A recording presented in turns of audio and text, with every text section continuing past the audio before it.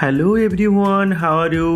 আবারও চলে এসেছি নতুন একটা ট্রাভেল ভিডিও নিয়ে। প্রথমেই বলে নিই, এই খুব ছোট্ট একটা ভিডিও। আগামী কয়েকদিন বেশ কয়েকটি আকর্ষণীয় ভ্রমণ ভিডিও আসতে চলেছে, তারই কিছু আভাস আজকে দিয়ে গেলাম। এই ভিডিওর শুরুতেই দেখা যাবে শহরের কোলাহল থেকে দূরে গাজীপুরের পার্কের একটা দৃশ্য, সবুজে ঘেরা পরিবেশ।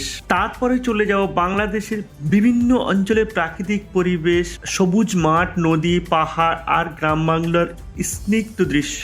সন্ধ্যের পরে একটা সুন্দর সাজানো গোছানো রেস্টুরেন্টে খাওয়া দাওয়া করে বাড়ি ফিরবো। তো চলুন দেরি না করে শুরু করা যাক। Welcome to my channel dream our life.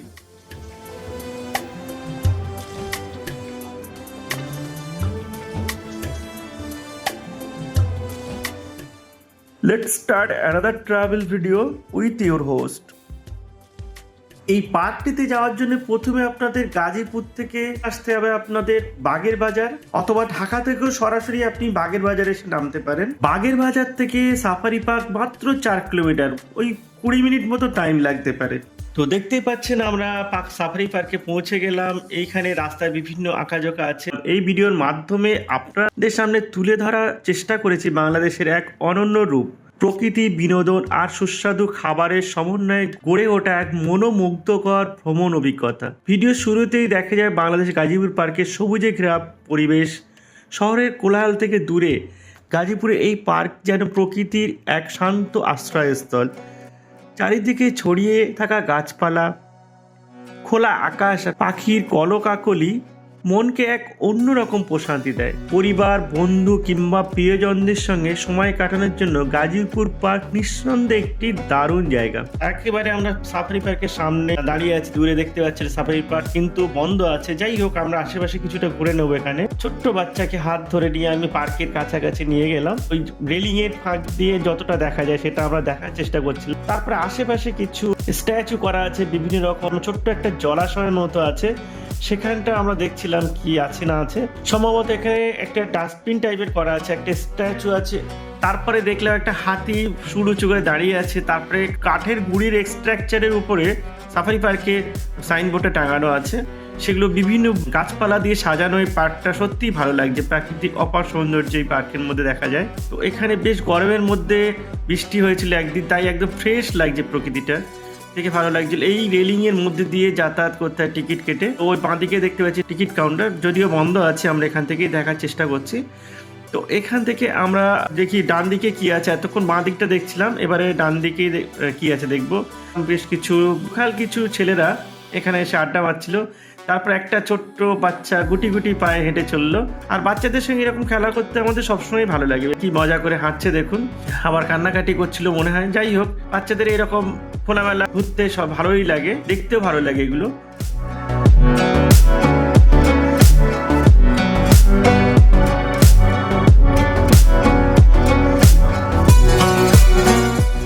যে ছেলেগুলো এসেছিল ওদেরই গিটার নিয়ে উনি বাজাতে শুরু করে দিল, ওটা আর দেবে না এমনই একটা ভাব দেখাচ্ছে। ওরাও পিছনে ফটোশুট করছিল আর আমরা এই বাচ্চাটার গিটার নিয়ে খেলাটা দেখছিলাম।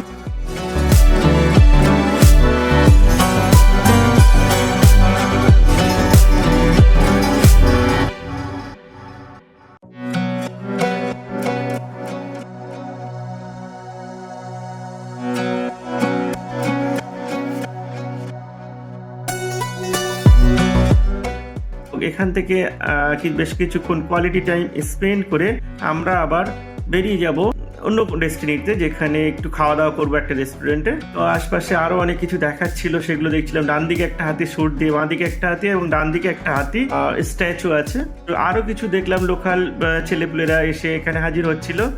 তো সন্ধ্যা হয়ে আসছিল, জায়গাটা খুব সেফ মনে হচ্ছিল না। আমাদের আবার ফিরতে হবে। তারপরে সে একটু সিটিতে গিয়ে আমরা একটু রেস্টুরেন্টে একটু খাওয়া দাওয়া করব, তারপরে আমরা ফিরে যাব আমাদের রুমে। তো সেই কিছুটা ঘুরতে ঘুরতে আবার দেখলাম সেই কিছু ছোট ছোট টোটোগুলো এসে হাজির। ওরা নিয়ে যেতে চাইছিল আমাদের বাগের বাজারের দিকে, তাই একটু কথা বলছিল। তো আমরা বললাম না, আর একটু পরে আমরা এখান থেকে রওনা দেবো, আর একটু সময় এখানে কাটাবো। এখানে কি লেখা আছে না আছে সেগুলো নিয়ে আমরা একটু বোঝার চেষ্টা করছিলাম।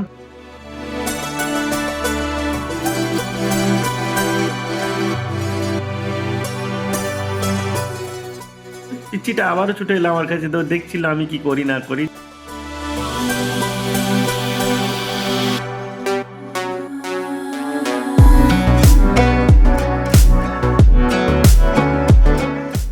ওরা বাইক নিয়ে, কেউ সাইকেল নিয়ে বেশ একটু ফ্যাশন শো করছিল। তারপর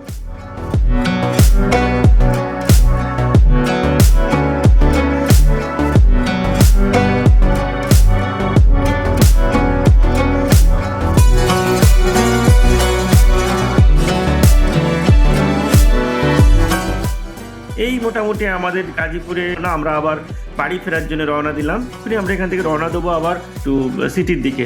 এরপর ভিডিওতে ধরা পড়েছে বাংলাদেশের বিভিন্ন অঞ্চলের প্রাকৃতিক পরিবেশ, সবুজ মাঠ, নদী, পাহাড়, পথ আর গ্রাম বাংলার স্নিগ্ধ পরিবেশ দেশকে কতটা বৈচিত্র্যময় করে তুলেছে তা খুব সুন্দরভাবে ফুটে উঠেছে।